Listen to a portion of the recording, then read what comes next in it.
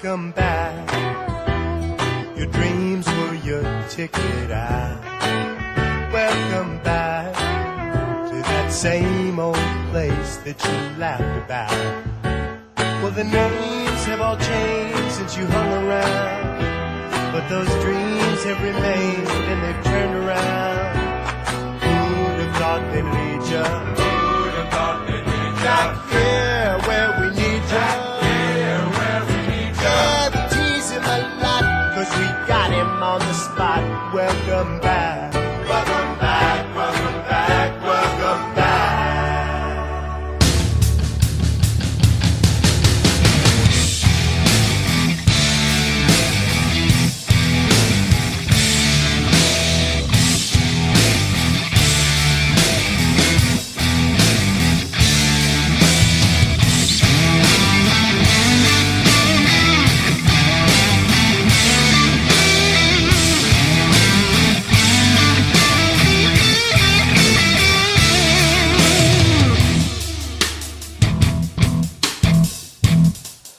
Number one fan site for Impact Wrestling, TNAsylum.net, and Old School Dirty Heels Productions presents the TNAsylum Heelcast. We're back! Welcome back to the Heelcast. I'm TNA Dude, and I am once again joined by my bro, Raven Effect. Raven! What's up, brother underscore, the obsolete mule himself who makes no money. Raven Effect is back. It is so good to be back, everyone. The RAV, brother underscore himself. Thank you for all the time we've been away. We love you guys. Oh, it feels so good to be back. It's been a great summer and a busy summer, but it is just great and it feels like home. But you know what? You know who else is home with us, Raven? I believe that newest member of the Old School Dirty Heels. That's right. We got new blood. Our good bud, Hurls. Hurls, how's it going, brother? What is up, Heelcast Nation? And welcome to the Heelcast. Welcome aboard, Hurls Barkley. Thank you. All right, guys. So we've been away for a while, but let's go ahead and let's pick off, like we never missed a beat, because with the Heelcast, we never miss a beat. We are popping another Heelcast cherry today. And as you know, we're not going away from our core, which is dick jokes. Just kidding. But, of course, everyone, check out TNAasylum.net, the safe haven for TNA fans, our home base, where we all come from. Check out TNA Asylum. Site's been going for years, always great. And, of course, check out our good friends, FK9. Straight shooting, always a plus, always a great thing. YouTube, TNAasylum.net. FK9, what's up, man? We missed you. We will see you soon. And also, I want to give a shout out to our other good friends at King of the Mountain Radio, King of the Mountain Podcast. Always doing great things. They have came a long ways, much deserved. BQ is a good friend of mine. These guys do great. Robbie E. All of that, check them out weekly. Also, for those interested, the Heelcast Nation, we're doing a fantasy football league. Any of you NFL fans, college football fans, whatever, we need one more person to do a TNA-themed fantasy football league. We're drafting this coming Friday, so if anyone is interested, message me on Twitter, say something on YouTube, TNAasylum.net, whatever. Get a hold of me so I can get you in. Going to be a lot of fun. Myself, Hurls, TNA Dude, Chef from TNA Mafia, all of us are in there. A lot of good people. Going to be a lot of fun. So look, guys, there's been a lot of news since we last did a Heelcast. Now, I know we've got some folks running for president, and we may or may not like any of those choices, but TNA, Raven TNA has a new president, and it is President Billy Corgan. What you thinking about that, brother? I don't know too much about it because, we don't know the insides and the outsides of what actually goes on in TNA. But from what I understand, he's kind of running the show. And, we haven't been on since Destination X, but I will say this. I cannot remember in a long time, and this is my own personal opinion, but I got to go back to at least 2009, maybe like the Attitude Era with the NWO, Monday Nitro Wars, all that. Like, I haven't enjoyed a wrestling show so much as I have the past couple months since we've been off. Like, TNA has been killing it. They deserve all the praise in the world. I don't know how much of that is Billy Corgan, but definitely Billy Corgan's influence and impact is being felt, and it's been great on TV. We got 2 big new signings since he's been in. I'm loving it so far. Hopefully, it's a sign of things to come. Yeah, I think it's a good move to shake things up. I think we definitely needed a change, and I think Billy Corgan's going to give us some change. I think he's pretty creative, especially what he's done with the Decay and the Dollhouse. Even I think he had some influence into that. So I think it's a good move. Anybody that's followed me over the years knows that I have screamed consistently for one thing to happen. Dixie Carter to move out of the president's role and into the chairman of the board role. Simply because we haven't seen her being effective as a chief executive officer. And when I mean that, I mean the chief executive officer's job is to grow the business and to grow the systems within the business. She does a great job, a fantastic job at keeping the wheels on the bus, keeping the company from going under. But when it comes to putting processes into place to, say, build new stars or get a marketing system in place, she just doesn't really excel there. And not everybody does. Some people are good with smaller companies. Some people are good with bigger companies. When you have somebody that's really good with smaller companies and you get a company that you're trying to grow into a bigger company, the best thing you can do is hire somebody that is a better chief executive and move yourself into the chairman of the board role. That way that you are able to simply grow the company but stay on top of all the things that need to be stayed on top of, like doing new markets, whether it be in Asia or where else. These are things that Dixie Carter is fantastic at. So as far as I'm concerned, this is make it or break it for TNA, dude. I have been screaming for her to go into the chairman of the board role. Now she's put Billy Corgan in as the new president. Now, whether or not he turns out to be that guy that's able to put the systems in place, that remains to be seen. Time will tell if Billy Corgan is that guy. But let me tell you something, guys. The early returns are in. And let me tell you something. Billy Corgan for president, he's doing a fantastic job. Like Raven said, we've already got a couple of new signings. Now, we've got a couple of new signings, but we got a question mark of a couple of guys coming or going. So, Hurls, you're all over Twitter, man. James Storm, is he with us or is he gone? I personally think he's still with us. From what I've been seeing, he has a pregnant wife at home, and he's taken a vacation to be with her and their upcoming new child. So I believe we have not seen the last of the cowboy, James Storm. Yeah, I hope to God we haven't seen the last of James Storm, because I mean, I know TNA Dude is with me, but both of us were excited as hell when he came back. And I mean, like, we were really kind of getting this push and this plug, like, hell, we may actually finally get that James Storm World title run that we both desperately wanted. I don't know if Hurls is on the same page, but that's exactly what we were looking at. And like, James Storm is a devastating loss regardless. Look, the guy is one of the key veterans on the roster. He's a TNA original. The guy is unbelievable at promos. The stuff with him and Lashley was great. Hell, the stuff with him and Corgan was great. It's hard to say because we did know he was going on vacation. I didn't know about the pregnant wife and whatnot, but I mean, they gave him a big contract for 2 years. You got to hope that it's honored. I'm sure there could have been some clauses and whatnot, but it's especially if they only gave the guy a one night only match to go out with. That sucks. They did technically write him off of TV with the suspension. Here's the thing that has me worried is that, look, and I'm not going to take anything away because John Gaburek, Dave Lagana, Matt Conway, Billy Corgan, this writing staff deserves all the credit in the world because TNA has been on fire as of late. But during this John Gaburek era, look, when we hear this stuff about guys being gone, like, they're freaking gone.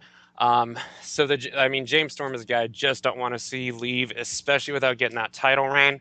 I'm for some reason, it seems like all the positive and all this stuff with TNA, it seems as if like it actually is like the ship is getting righted. So I'm hoping it's an angle, and I'm about 50-50, and I don't know. I hope to God it's an angle, and I hope to God we get to see the cowboy come back and get that world title reign the guy deserves. It's an angle. I'm convinced of it. Look, first of all, if there ever was a guy who was a James Storm mark, just write it next to TNA, dude. Raven, you said it. Everybody knows it. I love James Storm. I think James Storm is awesome. I can't think of one thing I've ever seen James Storm do that wasn't fantastic. He's a guy that elevates the people around him. When you talk about the GOAT, the greatest of all time, the big quality you look for is, do you elevate the people around you? Now, I'm not going to call James Storm the GOAT, but he has that GOAT quality because when he gets into an angle with somebody, that individual, they get elevated. They get lifted up. They look a lot better than they actually are. First of all, how could it possibly not be an angle? He just signed a 2-year deal at the beginning of the year. He's saying he, quote, finishes obligations. I mean, what were his obligations? I mean, do you think it was like a 7-month obligation, right? It would be a 6-month obligation or a year obligation. TNA does not do house shows. It's not possible for him to do additional dates other than TV tapings, and he hasn't been overused on TV. Plus, they send the guy out on television and a world title match where he gets speared and like kicks out, and he actually gets a legitimate pin on the unbeatable world champion at the beginning of the match. You know, nobody in their right mind writes a guy out like that. And then here's the big kicker here, folks. They didn't fire him. They just suspended him indefinitely. That just means he's off TV for a while. I'm glad to hear that, you know, the wife's pregnant. He's taking a vacation dealing with her. But this is going to wind up being an angle. This is angle written all over it.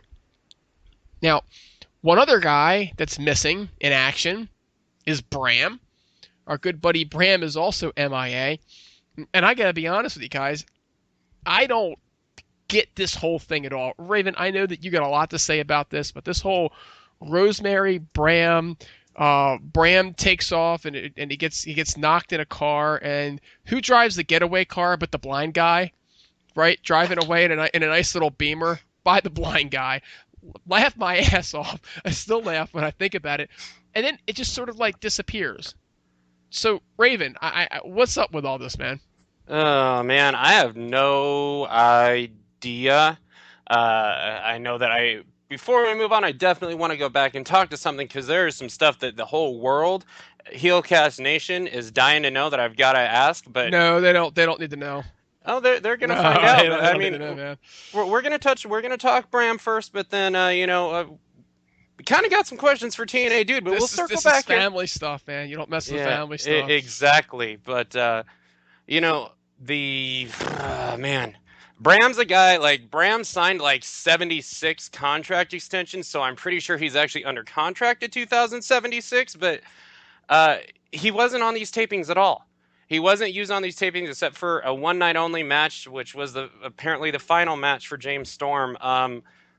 This isn't a guy that you want to keep off of TV, especially with a hot angle. I don't know if it's just like, let's get Bram the hell off of TV so we can do this Hardys and Decay thing, but he's just not a guy that you leave off TV, so I don't know. I don't know if anyone else remembers, but at the start of the year when Bram was kind of talking about how he has a love-hate relationship with pro wrestling, and sometimes, the business just breaks him to make him question why he does it and whatnot. So, guys, I don't know what to say on this. I just hope to God that the Chesterfield Plague comes back stronger, maybe with an ally like a James Storm to take on Decay or something. I just don't want to see Storm back in tag team, but I don't know. What do you guys got on this one? Because this is a stumper for me. Yeah, the angle's pretty confusing to me. I wasn't really sure what they were trying to do with it. I wasn't sure if they were legitimately kidnapping him and then trying to transform him to join the DK, or if they're just punishing him. I'm not really sure where they're going with it. But I guess if Bram comes out looking better, I have no problem with this storyline, because Bram, I was digging it when he had the King of the Mountain title, but then he lost it to Eli Drake. So I guess, he's involved in a storyline. My guess is he probably returns at Bound for Glory. So if this makes Bram look like $1 million, I'm all for it. That's really all I have to say about this, but it is a little strange though. I don't see how Bram gets anything out of this. This is the part that has me scratching my head. Last time we saw him, dude was stuffing in the back of a 3 Series, BMW, and he's a big dude. That's a little car, so I don't know how they even got him in there, but somehow they did, right? And he disappeared, and it's like, how does he come back bigger and better? How does he look strong out of all this? They just got rid of him.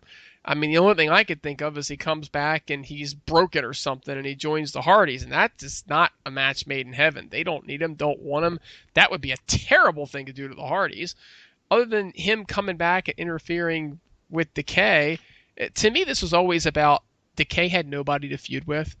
So they just decided to give, some background on Rosemary, and they had nothing for Bram, so they threw Bram in. I can't wait to see what creative does with this and how they write this thing, but this is just bizarre. Yeah, it's very bizarre, and maybe I guess another possibility is I was supposed to get the role originally, but maybe Bram comes back as kind of like the Harvey Dent Two-Face kind of thing. Maybe that ends up being the case, and he gets put under Rosemary's spell. But I mean, I want to talk this now because let's go back to the big, huge, underlying question. And if there was one thing to talk about while we were gone, and TNA has been great. Like I've said, there's so much that I would wish we could have covered and talked about. But this skit that they did with Rosemary and Bram was super risky, super ballsy, and most times I gotta say this stuff fails and it sucks, but this is a girl who could legitimately be an actress in movies. She's fantastic at what she does, and this thing was awesome. This entire skit, this backstory, this history of Rosemary, this kidnapping of Bram was just some of the best shit I've seen on TV, and I want to make sure that Rosemary gets all the credit in the world, and same with the writing staff. But here's the thing. You're her fucking twin brother. All of this time. You just forgot to mention, hey, my mom is this sadistic cat murdering psychopath, and there's dude, you met my sister. My sister used to talk. She put a spell on me, dude. There's no coincidence that the Blair Witch is being remade now. Give me a break. However, what the hell, man? Like, your sister talks to trees, like kidnapping fools. Just some weird, creepy redneck. How does some redneck dude pull like the Blair Witch, but takes him in the barn? What the fuck, man? Dude, you got some explaining to do. Dude, you dated her, all right? So let's get that straight right now. I never dated her. She's just my sister. She's a weird chick, okay?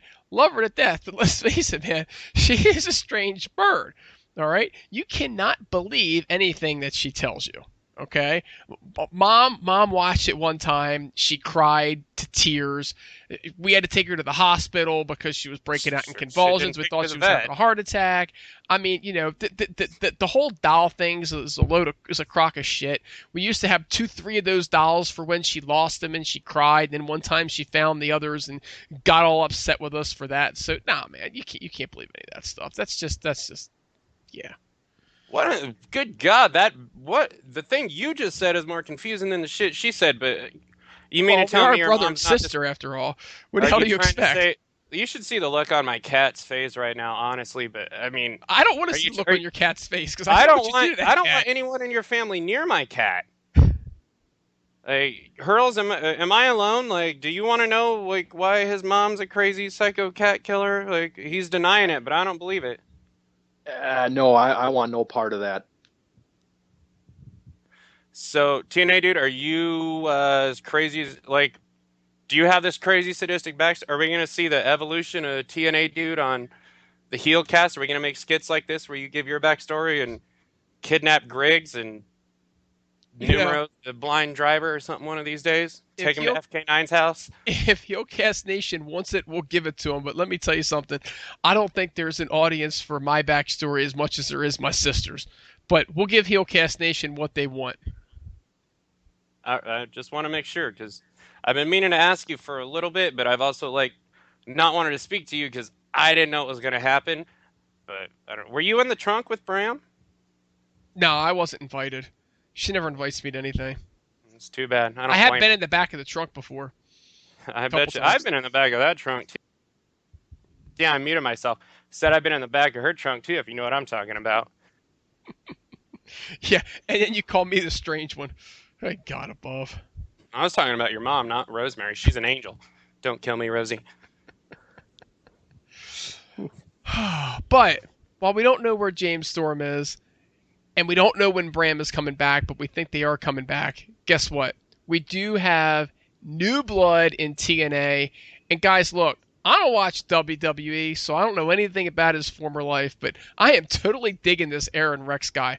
This guy is great on the mic. He's a big guy. He's got world championship material written all over him. He just needs to do me one favor. Guys, he needs to learn how to actually hold a mic. Drives me up a damn wall. Other than that, Hurls, this guy's just been awesome. Yes, he has. Very underutilized in his previous company. I can't wait to see where it goes, how they're going to use him. I know he has a lot of fans, especially on Twitter, and he's very popular amongst the IWC. So I'm kind of interested to see how they're going to use him. Is he going to be in the world title picture pretty quickly, or are they kind of going to build him up slowly? So that's kind of the question that remains to be seen. And I feel you on how the way he holds the microphone. It's a little too weird, but I guess it goes with his character. See, I actually have not even paid attention to how the guy uses the microphone or holds it. Don't care to know how he uses it, but holds it at least. You know, I know this is Dean Ambrose from the WWE. I never saw him in the WWE from like everyone. Wait, he's not Dean here. Ambrose. Or I don't not remember what Dean the hell his Ambrose. name I'm is. sorry. He's I don't know what the hell his name was, but it wasn't not Dean Dean Ambrose. Ambrose. But yeah, you're very right. Not Dean Ambrose. Girls, what was his name again? Damian Sandow. That's it. I know Damian it started with Sandow. a D. Damian Sandow. I remember he kind of got like the Bob Backlund gimmick from what I had remembered, which I mean, like I know FK9 was big on the guy, and like almost everyone I know was saying this is the guy to get. This guy's great. He's came off that way. His intro promo when he first made the debut was fantastic. That shoot that he did, awesome stuff. I've enjoyed what I've seen of the guy. Interested to see where this goes. Obviously, it seems like him and Drew Galloway are going to be on a path, and don't know about world title, but Drew Galloway is definitely one of the upper mid card main event kind of guys in TNA. I'm excited to see where this feud goes. I assume he's probably going to get the victory over Drew Galloway in his big debut push, but we'll see. Guy's been super impressive so far. Did a good job in the main event, which we'll discuss later on, but all power to the guy. Great signing. Him and Moose, fantastic together. And how good has Moose been so far, guys? Like honestly, people were kind of questioning it. Like they're building this dude as a star, which we'll talk about a little bit more later. Obviously, I forgot, but I want to give props to Moose as well. 2 new fantastic signings, TNA. Moose has also been outstanding. And, I watched him in ROH because I typically watch ROH. I'll be honest with you folks, I've fallen behind on it because, quite frankly, the product is not what it had been. And I say that not to be negative on ROH, but because I really hope that the folks that are producing the product get back to what they had been doing because they've been putting on a great product for years. But I have fallen away from it a little bit. Moose is a guy who's very raw. But I'll tell you, he's getting there, and he's getting there quick. Phenomenally athletic, big, imposing fella. And when you think about size, TNA's roster got very small. Now they're starting to get a lot larger. You have guys like Bram, who's a big fella. You got Aron Rex. Let's not forget Drew Galloway, and Rex is bigger than Galloway is. EC3's not a little guy. Lashley's freaking monster. I mean, that's his whole gimmick is he's a destroyer. You look at how big some of these guys, and even guys like Eli Drake that you don't think of as being big, he's a big hoss. And they're all athletic. And they all wrestle that X Division style. So I can't wait to see what Aron Rex brings. And Moose just I mean, that drop kick when he gets people that are like, up the top rope and just drop kicks them from the floor. I mean, that's just like, that shit's just crazy. I mean, Hurls, I don't know what you think, but his athleticism is just off the charts. I was very excited when they signed Moose because I think they needed a guy like him. And I think since he's debuted, it almost seems like they're trying to turn him face pretty quickly from his storyline with Mike Bennett. But yeah, I've been impressed with Moose, especially for a guy that came from the NFL, and he's only been really wrestling for about 3 years. I think he's done tremendous work, and I can't wait to see when he finally turns face and how the fans are really going to get behind him. I was also pretty surprised that he was able to keep his ROH music. So yeah, I'm very excited for Moose, and I'm definitely very excited for Aron Rex. As of right now, they got good storylines. Yeah, and Moose he really has been good. The only thing I'll say is that I wish that they hadn't, turned him or begin to turn him face so quickly with Mike Bennett. I think that he needs to stay with Mike Bennett a little bit longer. I think he'll get a great rub being with Mike Bennett, and they can always turn him against him. The only thing I've seen from Moose that was a little disappointing was something he said on Twitter the other day, and that was where he went out and he basically was knocking a blogger and said, these people that have never done anything in wrestling and they want to blog like they know something. And I'm sitting there and I'm going, Dixie Carter's not a wrestler. Billy Corgan's not a wrestler. John Gaburick's not a wrestler. And they're all running wrestling companies. And they didn't start out as wrestlers. So you can say, well, they know something now, but they didn't start that way. So, Moose, you might want to watch what you say on Twitter sometimes. Wasn't John Gaburick the guy who was bashing Booger in the WWF? That's a joke. Only kidding. But I'm glad we talked about the Moose stuff now instead of, when we planned on doing it during the Mike Bennett Battle Royal stuff, which we get into later. Just fucking with you guys. But the thing, yeah, I'm also with TNA, dude. I also have always been a big ROH guy. I have not watched in 2 months except for this past week. I don't know what these fat dudes wrestling War Machine are doing, but the product has not been good. But the thing that I tried to go back and say was when I think it was Best in the World, that 6-man tag, but I was watching Moose and I thought this dude is doing some crazy stuff for a man his size. And, I was one of the ones high on the guy. When he set Edwards up and did that standing drop kick on the post, it was like I felt justified for everything I had said. I'll plan on talking some Moose a little bit here soon when we get to Impact, but definitely agree with you guys. The face turn away from Bennett way too quick. Now, and you know what? I'm sorry. This is what we don't do the TNA tweet of the week anymore, but Rockstar Spud the other week, I just had to say this because I thought this was about the funniest thing ever, but Rockstar Spud had said, who wrote the theme music for Moose? And then he said, completely aspiring for any artist or songwriter or lyricist out there. Cracked me up hysterically. I did not actually know that was his ROH song, though. I thought it may have been, but thanks for that, Hurls. Appreciate the knowledge. No problem. Coming from Aron Rex and Moose joining, we got some folks that maybe might be interested in rejoining TNA, since there now appears as though the Dudleys are officially done with WWE. Now, Hurls, I know you've been chiming in about this a lot on Twitter. You've been out there. The Dudleys, Team 3D, TNA, what you think? Mixed emotions, I guess. They were in TNA for close to 10 years, and they have some great matches between LAX, Motor City Machine Guns, even when we got the Bully Ray singles run. Just a great match against AJ Styles. So I was pretty upset when Bully Ray, Bubba Ray, whatever you want to call him, he was just kind of pandering to go to WWE. Having said that, I think there's money to be made with Team 3D.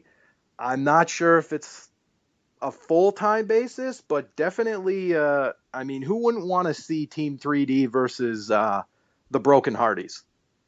I mean, one more time, I think that could be really good. So I'm a little indifferent I feel that there could be some great stuff, but I do realize that they're probably in their mid-40s by now, so time's ticking if they want to come back. I don't think there's any money left to be made because, from what I understand, they did nothing but job and put people over during their WWE run. I don't want to see the Dudleys, Team 3D, whatever you want to call them. I don't want to see them come back after jobbing out to everyone in the WWE to come out and having a successful tag team reign in TNA. Granted, TNA needs tag teams. I will be honest, TNA, in my honest to God opinion, back in their early days, their prime, legitimately one of the best tag team divisions in the history of this business. I'll put it with WWF, WCW back in the days. TNA was right on there on par. ROH and New Japan, that connection today is right up there as well. But I honest to God feel that time put Team 3D / Dudley Boys, made them the greatest tag team of all time over the Road Warriors. I don't want to see them back. Bully Ray has been completely disrespectful to TNA since he left. He was disrespectful when he came back as the Law last year. And I don't want to see his talentless woman back, to be honest. And I don't want to knock talent or non-talent, but I don't want Velvet back after all the shit that she did too. I don't want Bully back. I thought the Bully Ray character was fantastic. I think he was the best heel in pro wrestling at one point. I think his world title reign was absolutely justified. I was a huge fan of the guy. I do not want to see him step foot back in TNA just on principle alone because he's been so damn disrespectful. And that's just absolutely it. I will give Bully Ray all the credit in the world as a talent in that tag team. I just don't want to see them come in there to someplace they have disrespected and treated like shit that did wonders for them. They don't deserve to come back, to be honest with you. When Bully Ray left TNA, he was, in my opinion, the best heel in the business. And I'm not the only one that felt that way. The guy was over. He was fantastic. And that particular character is somebody that, TNA's got a lot of good talent at the top right now. They really do. But I still think you could fit a Bully Ray in there. The guy was just that good. And he went over as a face as well. But here's the thing. Bully, if you're listening, I got one word for you, buddy, and it's karma. Dun, dun, dun, dun. Karma's coming to get you. Because when TNA was having its issues with that live show, you tweeted one word, you tweeted karma. When people tried to call you to task on it, you had two choices, Bully. You could have taken the high road and said, hey, I meant it for somebody else. I would never wish anything bad on the company that employed me for 10 years. The company that made me a single star and a world heavyweight champion. Or, Bully, you could go and you could attack the fans that called you out on it because it sure looked like that's what you meant. Well, when you attacked those fans that called you out on it, you proved that they were right. All you had to do, Bully, was just say, hey, you know what? I don't wish bad on anybody. So don't lump me in with those that do. I'm sorry if it came out that way, but no, you're just dead wrong. That would have ended this whole thing. Instead, Bully, you're getting karma. And the bottom line is, we don't need you. We don't even want you. I want you to think about that. This roster doesn't need you. We could fit you in because you are good, but there are going to be some of us that don't really care or don't want you there.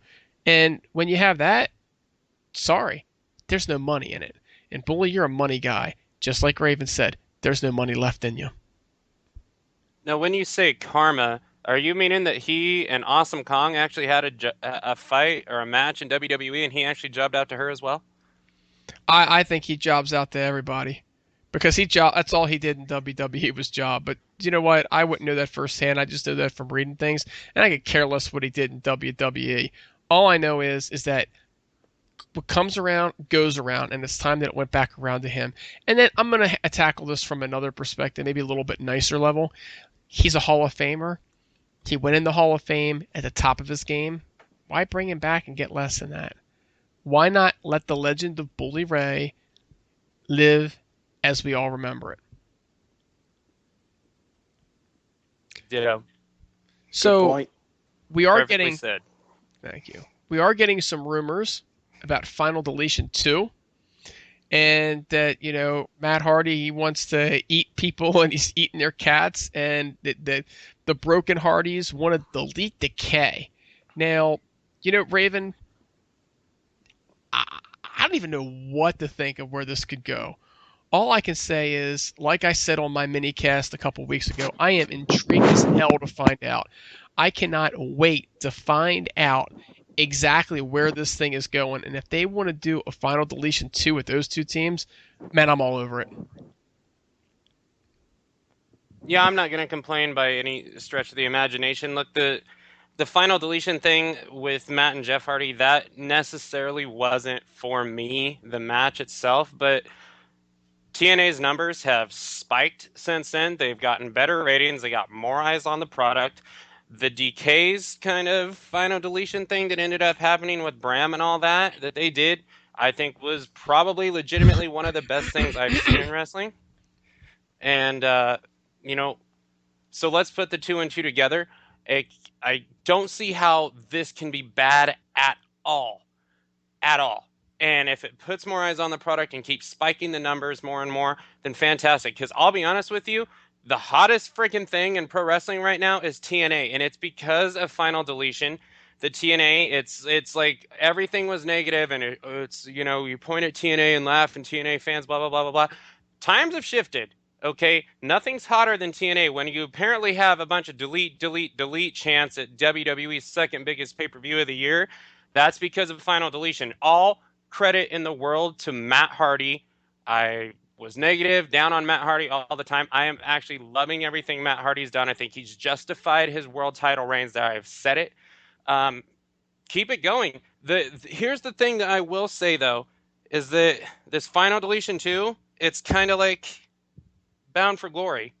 I mean, seems like that's the only place it could be, because that seems where the match is headed. It kind of sucks for those in attendance paying to watch it if they actually don't get to see that match live. That's the only thing I can knock and say. And I don't know if it's best saved for Bound for Glory, because you want the Impact ratings, but it may actually bump your pay-per-view sales, but I don't know if it will. So I think they might be putting themselves in a bind there. I'm going to one-up you here. I was just as down on Matt Hardy. I screamed up and down. I said, Matt Hardy, you need to change. You are awful. And gosh darned it if he didn't change, and if he didn't just become the best character in professional wrestling. Now, Raven, you said that he justified the world championship runs, and I don't know if I can say that, because we're doing it all in, retrospect, right? But I will be damned if I won't say that Matt Hardy for World Heavyweight, broken Matt Hardy for World Heavyweight Championship. I could just see him sitting in the king's chair, with Maxwell next to him and everything else, and just the bizarre things that we would get to see and get to enjoy. This whole bit of the Broken Hardys is just off the charts good, and they are the best thing going in professional wrestling. And quite frankly, Decay is the second best thing. Decay seems to be losing steam simply because they don't have anybody to feud with. Now we're giving them somebody to feud with, so now they're getting some steam back. And you know what? What is really, really so awesome here, Hurls, is that we're getting to see the TNA tag team division gain a little steam out of it. Yes, I agree. These are the two hottest acts of TNA in 2016, definitely, so far. So why not give them the final deletion too? They have a lot to live up to, because the final deletion was just so awesome. But I believe they can top it because of the people involved. And I, for one, think it should be some type of match at Bound for Glory, because that would make the most sense. But I have a feeling like this is going to happen maybe a week or two before Bound for Glory, because generally the go home shows, you don't want to have too many matches. So I could definitely see this taking up a good half hour of Impact. But I'm really excited for this feud. And let's not forget, it started with a premonition, so that was even better. So this match has got me all sorts of excited. Well, I'm glad you're all sorts of excited. I'm also glad I'm not in the same room with you while you are all sorts of excited. Um, my thoughts on Final Deletion and where they're going to put it. I think people will pay to watch that match. And I think if people will pay to watch that match, then I think that we should allow people to pay to watch that match. I certainly will order Bound for Glory one way or the other. But for sure, the opportunity to watch Final Deletion is going to bring a lot of people in. Now, look, there was an impact this week, guys, and let's face it, with all of the great feuds that are going on, TNA is still winding up and finding new ways to give us dream matches, so to speak, with guys that haven't wrestled. And a lot of it is this roster makeover that they've done and how well they've done it. We got a battle royal for the #1 contendership this week to open Impact, and it's Mike Bennett going over. And it looks like, Raven, he's going over because he's eliminating Moose and causing some issues there. Yeah, that he is. Let's not forget my main man, Eddie Edwards, in there as well. It's nice to see Eddie Edwards kind of go to the end, but yeah, Mike Bennett is the man. He has exceeded all expectations. This was a guy I always wanted in TNA. We both know that. Everyone in Heelcast Nation should know that. If you don't now, you know. But Ditto man, that. Mike Bennett and Moose splitting up. Like, my God, why? So this is, I mean, look, I said earlier, give TNA and their writing staff all the credit in the world. They have made some mistakes. I'm not going to say that they haven't, but splitting Moose and Mike Bennett up right away this early is definitely at the top of that list, other than degrading the X division and whatnot. But man, way too soon. And look, we talk about tag teams being down, and like, I know everyone wants to hate on stables and shit on stables and whatnot, but this Kingdom of Miracles stable, don't know that's going to happen, but this was like the best stepping stone without getting Matt Taven or Adam Cole in there, because we know Matt Hardy is not going to be able to join. So this was a huge stepping stone, and it's just like, man, give like Moose in his promos and shit. That's what they need to work for. So you put him with Mike and Maria, who are like 2 of the 5 best in the entire industry, and you're just throwing it away too soon. Because I mean, how good would them as so you take the Wolves, the Hardys, Decay, Mike Bennett, and Moose. You have 4 really friggin' good tag teams right there alone. You know, they're no Grado or Shira, kidding, but like, man, it's just way too soon, and Moose needs that mouthpiece. I think basically they're going to do Moose and Bennett, and then we're probably going to see either Moose and Lashley in a feud or kind of have an alliance between the two. I don't know if we're going to actually end up seeing the Destroyer turn face at some point, but man, I just don't know what they're doing. But props to the Miracle. The guy definitely as main eventer and world title in his future, but pretty sad. So, yeah, I think Mike Bennett winning the #1 contendership battle royal is interesting, and I am very excited for him versus Bobby Lashley. I want to see how Mike Bennett is in that match. Is he going to play some mind games? Because obviously he's not going to be able to go power for power. And the other question I have is, what's Moose going to do? Because we saw an Impact later in the evening. We saw Moose walking to his car. Bobby Lashley pulls up and says, "Can you really trust Moose?" So that kind of caused even more deception.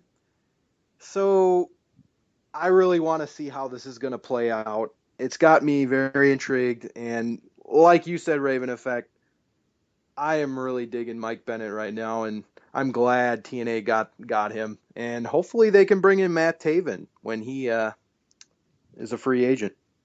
Oh, I sure hope they bring Matt Taven. And if there's one guy I wanted as much as Mike Bennett, it's Matt Taven.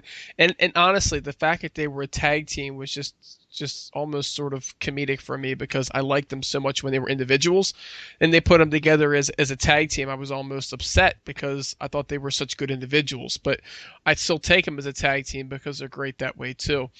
you know, Mike Bennett has done nothing but be awesome all year, and I think it's a shame if they don't get him a world title run in the non too distant future. Now, it probably doesn't happen in this calendar year just because, they're probably going to put the strap on EC3 at Bound for Glory. I mean, it's just hard to imagine that not happening at this point. And then, EC3 has to hold it for a while, and we've seen EC3 and Mike Bennett a few times. They probably wait off, and maybe he wins it from somebody else. But he definitely needs to have that. One of the things that I'll say about this Battle Royal match is that, it's so nice to see Jesse Goddard's getting a bit of a rub, right? I like to see Robbie get more of a rub too. Sorry, FK9, but I'd like to see him get some of a rub. But that springboard by Jesse was just outstanding. And Raven, you alluded to it as well. Eddie Edwards is getting a rub. He's making the most of Davey Richards being away. Hint, Davey Richards is cleared, I believe it is, as of November the 2nd. So he will be back, and it will probably be for the set of tapings that occur not immediately after Bound for Glory, but one beyond that. The one thing I will say, did anybody catch the Franken Moose? No. So it's I did not catch it. It's basically like a choke slam. And I'm like, really? The Franken Moose? Like, didn't we use the Frankensteiner? And wasn't that a completely different move? Any rate, just sort of silly there. Mike Bennett stealing the win in the end. I just love the way that he did that.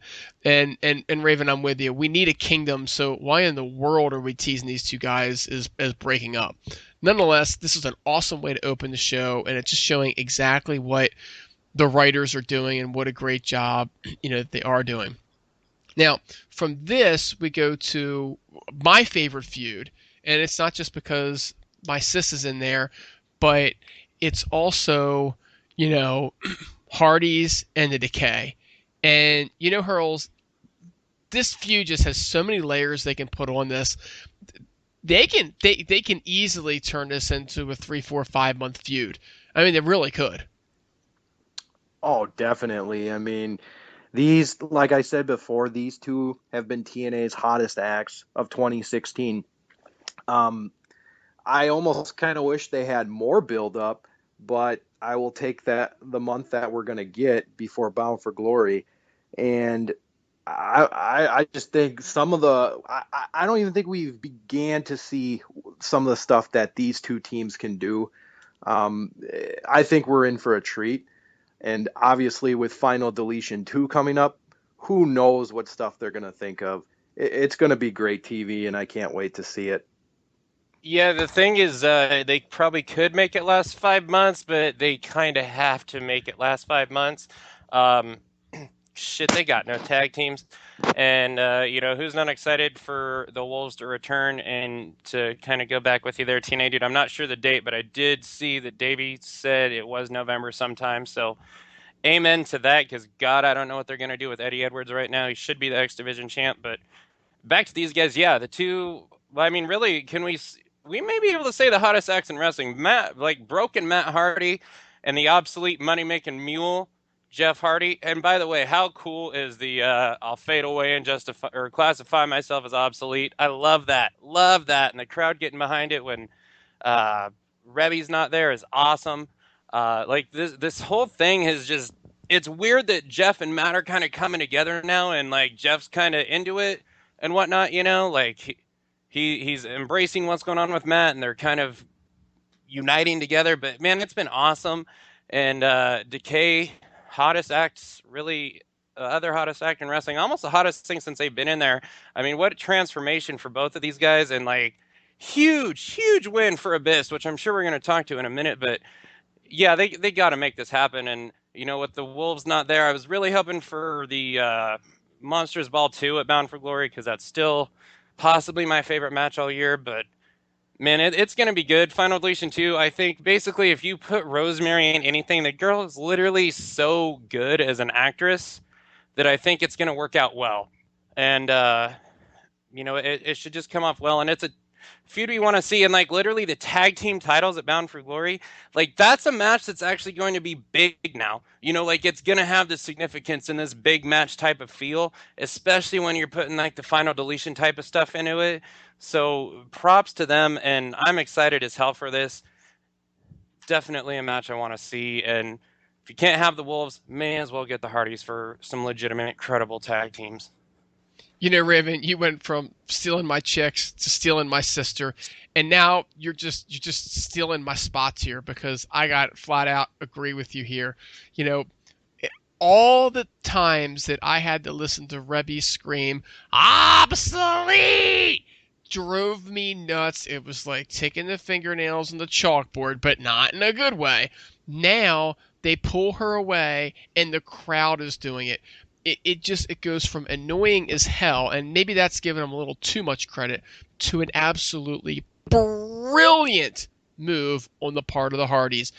Just unbelievable what they did and how they planned that out and how they put that over. I don't know if it was Matt. I don't know if it was Jeff. I don't know if it was Billy, but it was probably, if I had to guess, I would guess Jeff because he's the one that does the songs. But whoever thought that up was like, and Rebby, you're going to come in the ring and make a complete ass out of yourself for weeks. Oh my God. Totally put it over. I am digging this thing big time. I loved the way Rosemary appeared in the crowd. You know, Raven, you're always plugging my sis. She really is all that. She really is just awesome. They just all sort of disappear from the crowd. Rosemary and Steve appear from the crowd, and Abyss, he comes out from the back. And the only thing that surprised me was I thought Steve was going to jump the Hardys. Matt and Rosemary on the mic, the chemistry there is just unbelievable. I mean, they're both completely nuts, and it just works. You know, she tells him that, you know, that they don't understand. He doesn't understand the rules or something like that, and he's like, you don't even know what the rules are, you know. And they just went back and forth, and it was just made for great television. And the match itself was pretty good too. Abyss, you know, Raven, you mentioned it. Abyss actually went over. When's the last time Abyss went over on anybody? Here's a guy who's the monster of TNA that pretty much I could come in and beat, you know, and I'm like Dewey Barnes, you know what I'm saying? So it isn't like I'm going to go in and beat too many guys. And he finally goes over in the match. You know, I also found it very interesting. And Hurls, I don't know if you caught this or not, but Matt actually called Jeff a spot monkey and told him to alter his style. And as he's saying that, I'm wondering if that isn't intentional given his age and injuries. Did you catch that? What'd you think of it? I loved it. Matt obviously playing the smarks marks. I thought it was great, and yes, I did catch that. Because if you really think about it, the whole reason we're in this is because Jeff, you know, he got injured on the motorcycle. So I love Matt just dictating what Jeff is doing, but also at the same time, it's working out for the Hardys. I thought it was absolutely hilarious. Yeah, the whole thing was great. And, you know, Raven and I were talking earlier, and he always likes to bring up about how Steve actually enjoyed Matt Hardy biting him. And I just thought that just adds another level to this whole feud, which is just, you know, one of the greatest feuds they could possibly put together right now. And then you go from something which is just like something that you would just scream to get to something that is different and off the wall in itself, but we have Allie pinning Madison Rayne, because that's who everybody pins these days. And Raven Effect, Allie is a new Knockouts champion. Now, we don't have numero 47 this week, okay? He's off taking care of some business of his own. So I need you to fill in. What'd you think of this? Well, you know, I have this deep masculine voice. I'm just kidding. That's props to Numero for having the coolest voice on the planet. Shit, you know, I'm very in the middle on this because my main thing is, so Rosemary is amazing. Maria is amazing. But, dude, Sienna is awesome. Like, I freaking love Sienna. I have been, from her debut, this title reign, like, I've been so behind Sienna's title reign. I am, like, so rejuvenated as a Knockouts fan because this girl's been so good, and she's just been, like, just my favorite thing in the Knockouts division. You know, not counting Rosemary or Maria, who don't really wrestle in it right now. So it sucked to me to see that title reign end. it also sucks because I love Madison Rain as well. It sucks to see her be the jobber, and it's kind of like, man, no offense, but I mean, Marty couldn't have took that pin.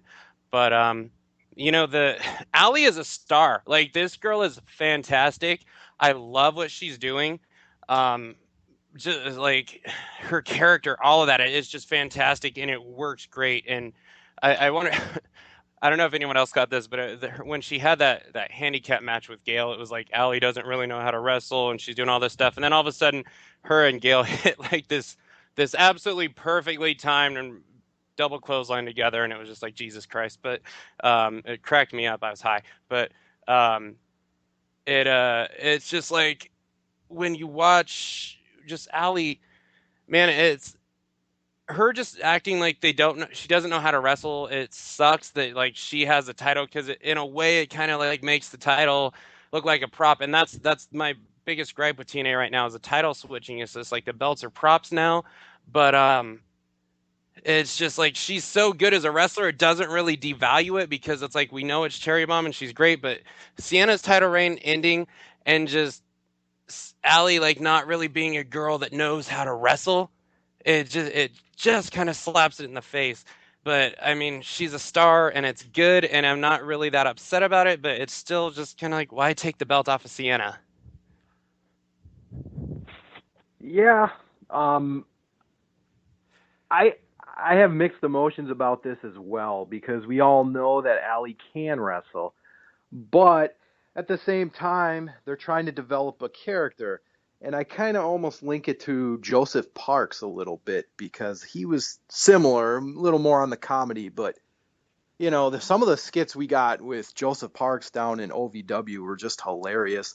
And I'm kind of wondering, are we going to get the same with Allie once we kind of realize she has to learn how to wrestle? So her winning the Knockouts title is interesting. I don't know how long she'll have it, but it's definitely a curveball that I did not see coming because I don't read spoilers, so that was pretty interesting, and the rematch should be very interesting to see how that plays out. So here's the thing. You watch Allie win the championship, and it's one of those holy shit moments. Like, how did this actually happen? But it's hysterical as hell. I mean, let's face it, the execution behind it was just off the charts, funny as shit. And the crowd got into it. I mean, they're chanting Allie, Allie, and the whole time she's looking up and she's going, Miss Maria, Miss Maria. I mean, she couldn't hear her because the crowd was too loud, which is like, wow, we're in the impact zone and the crowd is too loud for Allie, right? But you could read her lips. She's going, Miss Maria, totally in character. The girl is just awesome, and I know we all know she can wrestle. At the same point in time, it's Cherry Bomb that can wrestle. Allie can't wrestle. So, Hurls, I do agree with you a good bit. I do think that we're going to get Allie learning how to wrestle. But what I think is going to happen is I think that Allie's going to want to prove that her winning this championship was maybe not a fluke. And so now she's going to get motivated to go off on her own and separate herself from Gail and become a more serious wrestler.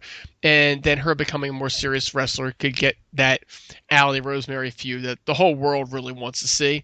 In the meantime, she's entertaining as hell. She's over as hell. And it just cracks me up that her husband is just so damn generic, because how could somebody, right, that entertaining with that much personality be married to Braxton flipping Sutter? Do you know what I'm saying? The thing I want to say is, like, she's over as hell. She's entertaining. It's all for a reason, man. Like, this girl is a friggin', I think she's like a megastar. Like, TNA, if they were a bigger company and had more ratings, like if this were a few years ago, like pre-Hogan or when Hogan just started, these girls would be household names, and so would EC3. Because Allie is fantastic. Her character, her voice, the stuff she's doing, she is on fire. She is a star. She is so entertaining. I look forward to seeing her every single week. Yeah, very right about Braxton Sutter, which I think we'll get into pretty soon. But yeah, I mean, I just want to give this girl props because she is flat out phenomenal. Just one of the best characters ever. And of course, TNA dude, you and I both know, a little bird we can't mention told us, just wait till you see how this cherry bomb thing turns out on TV. She's going to do fantastic. The person couldn't have been more right. Yeah, she's been awesome, and everything that she's done's been awesome. But I'll tell you what else is awesome. The TNA is actually like starting to advertise their one night only pay-per-views. It's like they've realized, hey, gee, we're selling these things to make money. We should actually try to make money on them. You know what I'm saying? And They're no longer obsolete. They are no longer obsolete. Nope. And you know what? Speaking of not being obsolete, the fact of life is not obsolete either, right? So we did get a fact of life off this week, and it was a pretty good one. Hurls, what did you think? The fact of life is always great. Anytime you have Eli Drake out there, dummy, yeah, it's awesome. I mean, the whole X division, it was great. He just, he took shots at all of them, and I loved it. I mean, anytime the guy's on the mic, I love it. But I do have one comment about the one night onlys. For all you TNA fans that just kind of ignore them and don't order them or whatever, you should definitely get them, because Victory Road, which was I think the May one night only, had one of the coolest characters ever. His name was Beauregard. I don't believe he's been on any Impact, but you're in for a treat when you see him. Was cool. Beauregard the guy that did the job to Mr. M80? Or I know he jobbed, I just can't remember if it was to Marche Rocket or not. The one that I saw, the one that I saw, he wrestled. Oh boy, what was his name? The army guy, Chris Melendez. Oh yeah, Melendez. That's right. Yeah. Yes. It's good that they're advertising these things. I hope to God, like, hey, this was TNA listening to the Heelcast, but I don't know if it's extravaganza this one or not this month, but that one's normally my favorite, so I'm excited. I heard good things about the World Cup as well, but moving on back to our good friend Eli Drake. In honor of Brother Underscore, I just have to say this. Dummy, yeah. I know that's Brother Underscore's favorite thing. Yeah. Dummy, yeah. But, it's good to see the X Division get the credit. If there's not going to be an X Division match, at least give the guys some talk time. Rockstar Spud is a great talker. I feel bad for Braxton Sutter because I think the guy has a lot more, and maybe he does have a lot more of a personality, but he just doesn't freaking belong in the X Division. And I think right now it is just killing any steam or momentum the guy could have. I think put him in a tag team. You just move him out of that division. But, I mean, him and Spud, neither one of them really have that X Division style, so maybe break that feud off into something different and just don't put it in the X Division. Don't Rockstar Spud killed it. I'm sorry, man. Don't put him anywhere. Dude is not ready to be on my television set. I'm sorry. He's just not. I mean, we love Allie, but we can love Allie and not have to have Braxton Sutter on my TV either. There's too much talent in that company right now to keep a guy like him out there that's doing absolutely nothing.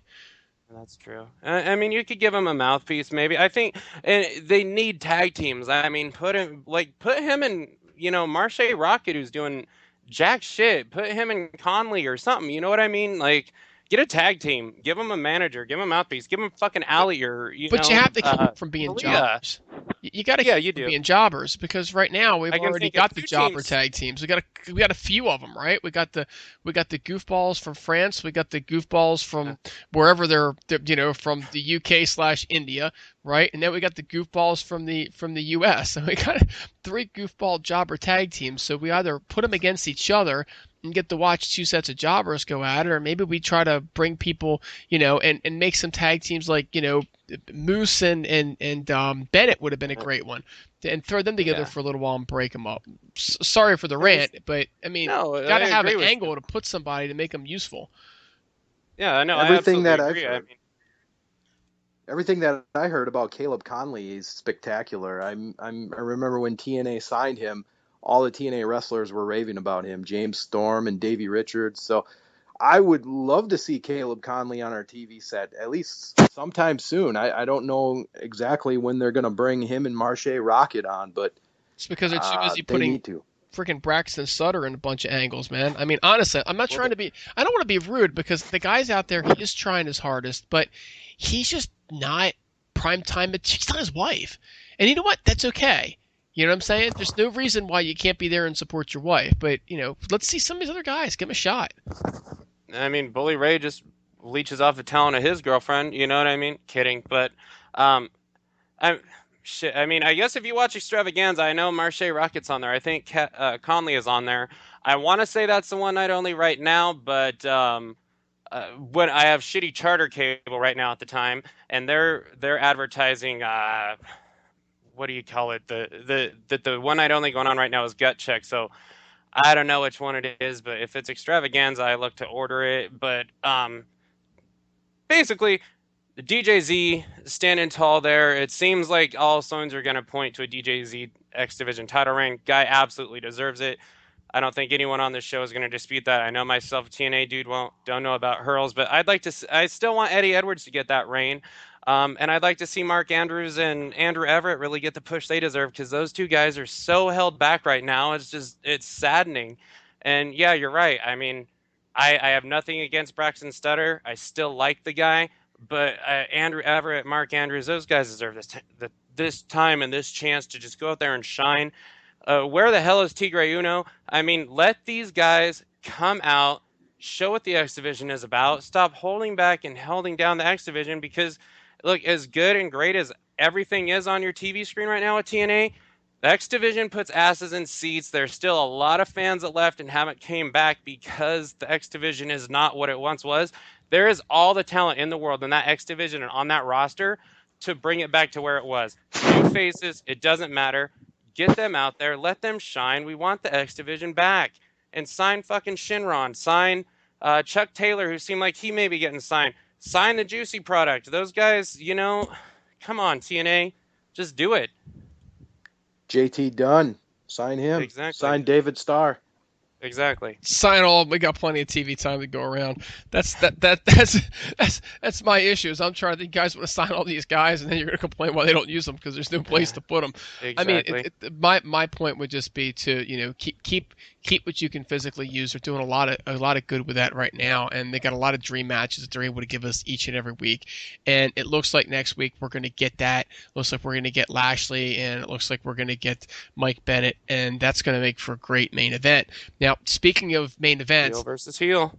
Hey man, heel versus Read that heel. on Nevermore. Heel versus heel is a great thing, but let's I talk about this week's main event.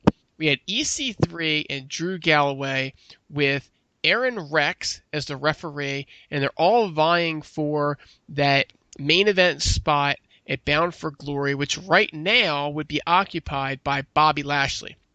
Now, Raven Effect, I'm going to put you on the spot. What do all four of those guys have in common? Are we talking Galloway, EC3, Lashley, and Rex? You got it. All four of them currently work for TNA Impact Wrestling.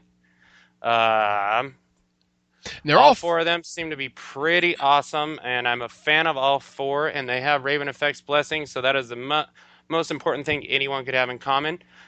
They've probably all banged TNA Dude's mom. Absolutely. Bobby Lashley got the Destroyer nickname from your mother. Zing. I do not know. What is the answer, brother _? The answer is they're all former WWE rejects. And nobody gives a shit. Congratulations, IWC. You finally figured it out. Nobody gives a shit where they came from. Yes, you got it. All four of those guys, WWE rejects, but we don't have to Lashley listen was to it. no reject. Lashley was... They wanted to make Lashley a star. Lashley left on his own. He had the U.S. title, ECW title. Oh, totally agree with the other three, but I mean... Lashley could have come back with WWE then, blah, blah, blah. Bottom line is they're all former WWE guys, now with TNA Wrestling. Nobody gives a shit. They're all over it. They're all stars. We love all four of them. Now, Hurls, we certainly love the guys that were in the match. What did you think about the match? I thought it was a stellar match. Just back and forth. We've gotten great action from both of them guys before, so I knew we were going to get a great match this time. I pretty much figured EC3 would win. I mean, but Drew had a great effort, and the promos leading up to the match were pretty funny. Drinking shots of whiskey with Drew Galloway pushing EC3 into the pool to end it. But I think there was no other way to go with Drew Galloway than to turn him heel. So I think that was a very smart move with TNA, and I think there's a lot of stuff that they can do now with a heel Drew Galloway. I love the main event too. I particularly loved how Aron Rex was the referee, but he did not get involved in the match. He just called it down the middle. And that's something they actually talked about a little bit on the show here. So the match itself was great. I think that, EC3 and Galloway is maybe a little bit overdone at this point, but, these guys, they do a great job with it every single time out. The one thing I'm going to say, though, is that EC3 has definitely lost some of his mojo. If you just think about the rooftop summit that they had up earlier, EC3, he just doesn't have that same smarkiness as when he was a heel. And he seems to not have that same cockiness. And I don't really know why. You know what I'm saying? I wish that he would kind of get his mojo back. And maybe they're going to give him the championship at Bound for Glory. I mean, I think that's definitely the plan. And maybe that'll help him get that back. But, EC3's off his game a little bit. He really is. What I really found to be great was exactly how Galloway just destroyed Aron Rex at the end. Really was a great heel turn. I mean, we all saw it coming. You could argue he had already sort of turned. But what it does is it gives us something to actually see something from Aron Rex, to see if this guy can back it up in the ring the way he's done on the mic. Look, there are a lot of us that don't watch WWE, and we don't know what Aron Rex is capable of doing. We're going to get to find out, and we're going to get to find out against the guy that I think consistently puts on the best matches of anybody, and that's Drew Galloway. Drew Galloway has that Kurt Angle-esque property. No, he's not Kurt Angle, but he's pretty darn close. He makes great matches. So by putting him in with Aron Rex, I think that you're really going to get an opportunity to get the best out of Aron Rex right from the beginning. I thought this was really nicely worked in. I think it'll lead to a really good match at Bound for Glory. Guys, this main event was fantastic. I can't even tell you how much I actually enjoyed just sitting down and watching that match. I mean, it's just fantastic, man. I mean, people want to say that EC3 hasn't had great matches and whatnot, or he can't do it without a stipulation, like a hardcore match or something. This match was awesome. Such a phenomenal main event. I read the spoilers. I haven't been into them like I used to. I knew who was going to win. The right person won. But, dude, Drew Galloway is such a fantastic wrestler. I mean, the guy can just work with anyone. Moose, since we're talking about Twitter, I mean, Moose had said recently, I think this past week, he said he just had one of the best matches he's ever had in his career was with Galloway. Moose is a face, Galloway heel.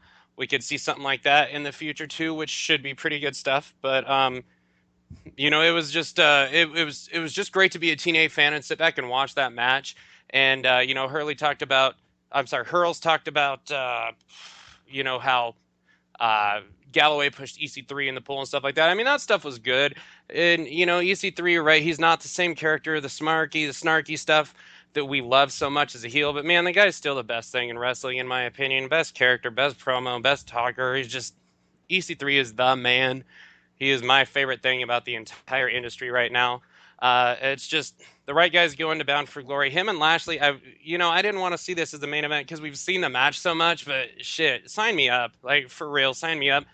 And if Lashley goes over, because it's hard to say Lashley shouldn't be the champ right now. I don't know if you guys agree. I mean, would it really bother you that much if EC3 didn't win? Because the chairman had brought this up. And we had this discussion the other day, and I can't argue it. I mean, Lashley is just, this guy is so much different and better than not only what he was with the Beatdown Clan, but he is so far better than what he was doing in the WWE. It's just nuts. It's just all the progress this guy's made. But that Galloway heel turn was awesome. It's needed to happen for a while now. Probably needed to happen last year even almost, but It was great. Like I've said, I haven't seen this guy in the ring too much myself, but I would love to see him work with Galloway. I want to see how this is going to go. Heel Galloway is probably going to be a much better talker. We can see Aron Rex is a great talker on the mic. From what I hear, Aron Rex is much better as a heel himself, but whatever. I also, guys, I want to bring this up because I think it was Van the Man brought this up on TNA Asylum, but how cool would, what was it, The Rising? Minus Micah, but how cool would Galloway and Eli Drake as like a part-time tag team be right now if they were to reform now that they're both heels? Like, add that to the tag team division. Like, TNA has a lot of options they can do and some really good stuff. So I'm excited. The Galloway heel turn, we have the Galloway we've needed to have for a long time. So props to TNA. Fantastic main event. Yes, I agree. To further your point, Raven Effect, I would love to see Lashley retain at Bound for Glory and just be the dominant champion we get for a long time, and then whoever beats him in the future is going to look like $1 million. That's what I would love to see. Also, I just wanted to make a note that Bobby Lashley's next MMA fight is coming up in October as well in Memphis, Tennessee. He is going to be facing Josh Appelt, who's 12-5. So hopefully if Bobby Lashley wins this fight, he will get a Bellator heavyweight title shot, and it would be so cool if he had the Bellator heavyweight title and the TNA title at the same time. That would be cool, but I'll tell you this much. That's all the more reason why they'll have him drop the belt in October, because he's not actually fighting for the championship at that point. And if he loses, then they lose. And so I would definitely have him drop it before this match. And then if he wins and he gets the championship fight, there's absolutely no shame in losing to the champion or whoever that will wind up being. I believe that the title is vacant at the moment. So there's no harm or foul in that, and have him bring a title out to that one. So he winds up going back. So that's kind of what I see for Lashley, and all the more reason that I think that, that he will not maintain the title through Bound for Glory. Though I'd be surprised if he doesn't keep it until Bound for Glory, because let's face it, Lashley and EC3 has only been teased forever, right? They've been teasing that match all year. So be shocked if it's not, unless it's an injury of some form, if it's not EC3 versus Drew Galloway at the main event of Bound for Glory. So, folks, that's our show for the evening. We do have a sound off question this week. And our sound off question is quite simple. Are you excited about a second final deletion match between the Broken Hardys and Decay? Sound off in the comments section below on tnasylum.net, YouTube, or on Twitter. So, folks, that's all we've got this week. On behalf of tnasylum.net, on behalf of the entire Heelcast, especially my brothers, Raven Effect, and our newest member of the team, Hurls, I'm TNA Dude saying, have a great week, and we'll see you next time. Have a great week. Also, I'm sorry, guys, I forgot to squeeze this in. I want to give a big thank you to my friend Nick, listener and friend, for all her support. FK9, King of the Mountain Radio, Count of Incognito, and especially my friend Griggs for being there for me during this challenging time in my life that I've just went through. But I want to thank everyone individually and personally. Thanks for being back, everyone. What the hell are you thanking Count for, damn Grado lover?